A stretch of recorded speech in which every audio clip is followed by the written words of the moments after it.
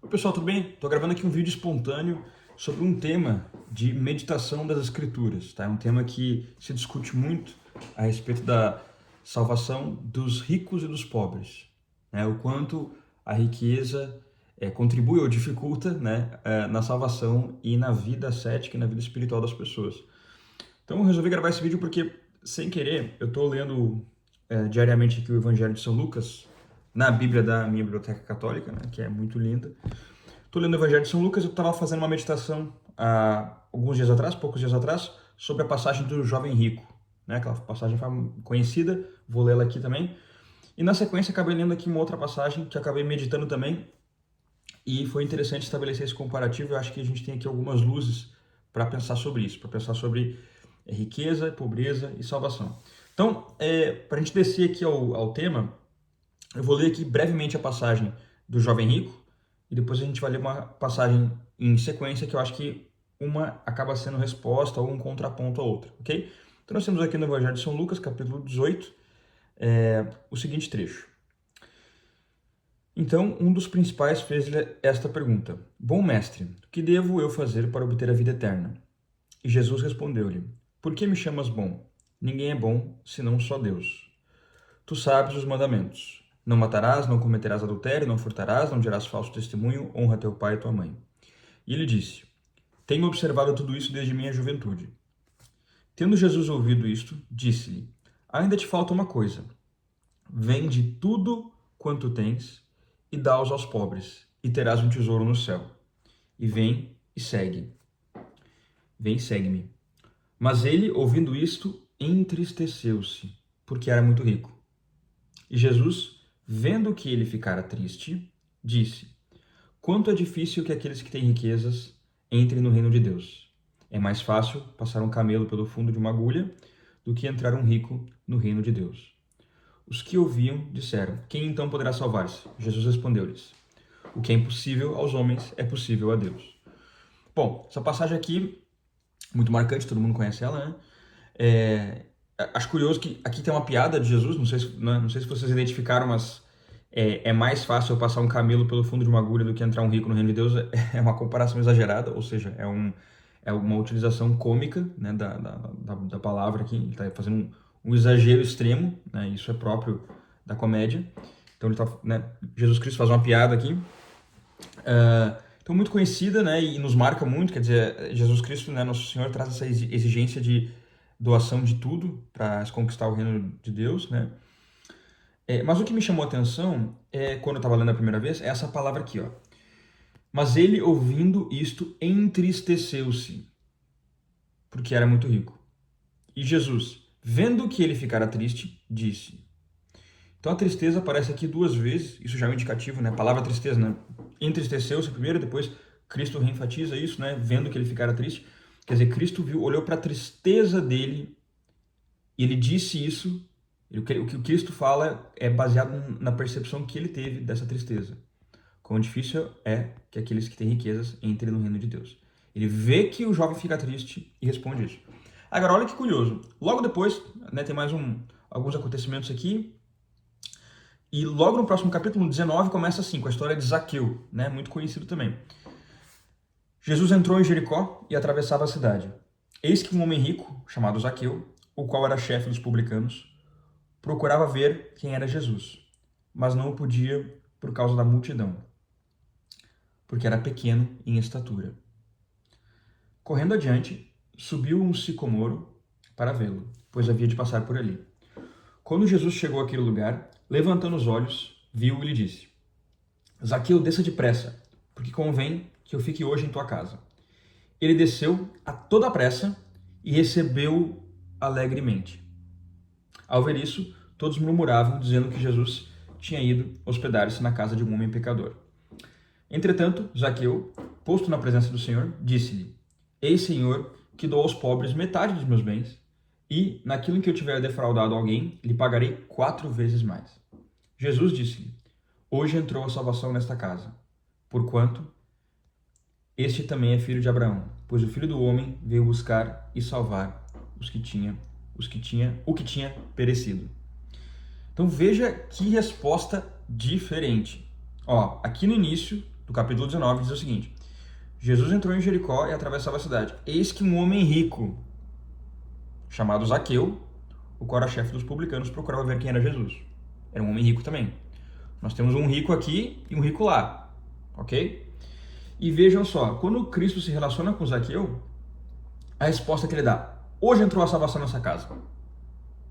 Ao passo que antes ele disse: como é difícil aqueles que têm riquezas entrem no reino de Deus. Os dois eram ricos. Temos o homem rico, Zaqueu, e temos o jovem rico anteriormente.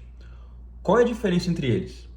Por que a resposta para uma pessoa rica é de um jeito, Jesus dá uma resposta de um jeito, inclusive fazendo uma piada, né, e com um exagero, e no outro tem essa resposta tão alegre e tão aberta?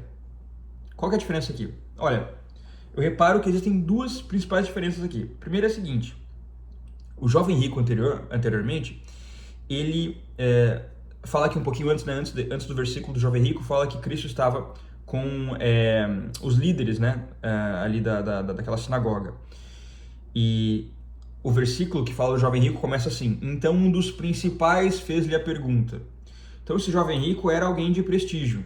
Não era só rico, mas era provavelmente alguém de prestígio, inclusive com relação à sua sabedoria. Porque o próprio jovem responde que já faz tudo aquilo, já cumpre todos aqueles mandamentos. Então, era alguém de prestígio, alguém jovem, então alguém talvez que, né, era reconhecido, que tinha um certo conhecimento. Então, há aqui nesse jovem, muito provavelmente, uma abertura muito maior à soberba. É um jovem que tem uma abertura maior para a soberba, né? Ele é um jovem grandioso, né? Conhecido, importante e rico. Zaqueu, por sua vez, também era um homem rico. Veja bem, ele era chefe dos publicanos, então ele não tinha um reconhecimento como aquele jovem anterior. Inclusive, as pessoas, né, ao ver isto, todos murmuravam, dizendo a Jesus que tinha ido hospedar-se em casa de um homem pecador. Ou seja, as pessoas consideravam aquele homem ali um pecador, né, um pária, né, alguém que não tinha o mesmo nível de prestígio. Ok? Isso se sinaliza fisicamente. Por quê? Porque era um homem pequeno em estatura. Né? Essa pequenez aqui de Zaqueu é um símbolo da sua humildade. Quer dizer, era alguém mais humilde do que aquele jovem rico que, na primeira resposta de Jesus, já diz: não, isso eu já faço tudo. Isso eu já faço tudo. Né? Mas mais significante do que isso, mais significante do que a humildade deles, me parece que é uma outra resposta que Zaqueu dá. Repara aqui. Quando Jesus chegou àquele lugar, levantando os olhos, viu e disse-lhe: Zaqueu, desce depressa, porque convém que eu fique hoje na tua casa. Ele desceu a toda pressa e recebeu alegremente. Olha que interessante. Olha a diferença. Uma resposta alegre e cheia de disposição. Né? Quer dizer, o jovem anterior, ouvindo isso, entristeceu-se. O Zaqueu, ouvindo, recebeu alegremente. Quer dizer, a humildade, a disposição interior do jovem rico comparado com a de Zaqueu era diferente. A alegria que Zaqueu recebe, essa novidade, a vinda de Jesus, pode ser a resposta para esse questionamento. Qual que é a diferença entre o jovem rico e o Zaqueu, que também era rico? Ora, humildade e alegria. Humildade e alegria em receber o Senhor. Humildade e alegria em ouvir as exigências de Deus. Que interessante, né? Que bonito isso. E reparem que, né, tem aquele livro que nós lançamos pela Biblioteca Católica do Padre Faber, Progresso na Vida Espiritual. O Padre Faber, ele explica que é muito comum quando se começa uma caminhada espiritual, se chegue cheio de disposição, cheio de alegria, né? A gente começa a receber muitos sinais e muitas consolações de Deus no início de uma caminhada. Deus responde muito rápido. Isso é um pouco parte da pedagogia divina, né? Deus está ali percebendo que a gente está abrindo nosso coração, então rapidamente ele nos captura, nos fisga, né? Nos enchendo de consolações e alegrias, mas isso com o tempo para. É muito comum isso na vida espiritual, quer dizer, se tem esse início de muita disposição, de muitas respostas de Deus para as nossas perguntas, as nossas orações, de repente isso freia e para. E a gente sente que o caminho fica mais árido. Inclusive o Padre Faber compara isso com o deserto. Ele compara a primeira fase da vida espiritual, cheia de consolações, alegrias, como um bosque. A segunda fase da vida espiritual como um deserto, onde cessam-se as respostas. E uma terceira fase, que ele compara com a grande contemplação, como uma montanha. Então é como se a vida espiritual fosse composta de um bosque, seguido por um deserto e depois uma grande montanha, onde se sobe e se contempla então grandes realidades espirituais. Ok, mas o ponto é muito comum numa caminhada as pessoas chegarem pelo menos até o deserto. Subir as montanhas grandes da vida espiritual não é para todos, nem todo mundo sobe. Tudo bem. Mas no deserto todo mundo chega, tá? Nessa aprovação do deserto todo mundo chega. E aí, qual é a resposta que o Padre Fáber dá? Quando se chega nesse momento onde não há mais consolações, qual é a diferença daqueles que progridem no deserto e daqueles que não progridem no deserto?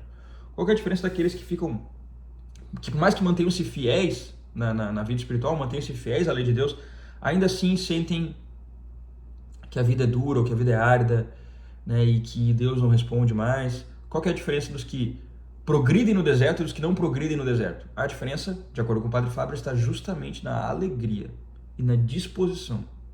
Quer dizer, é necessário responder sempre com alegria e motivação.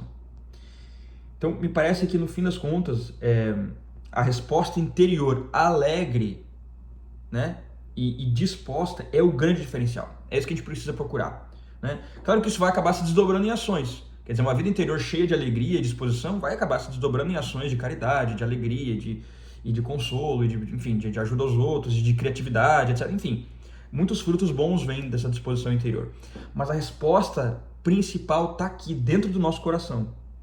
A diferença do rico, do jovem rico e de Zaqueu está no coração alegre. A diferença no progresso na vida espiritual está no coração alegre. Muito mais do que em obter ou não obter bens. Apesar de que Zaqueu fala, né?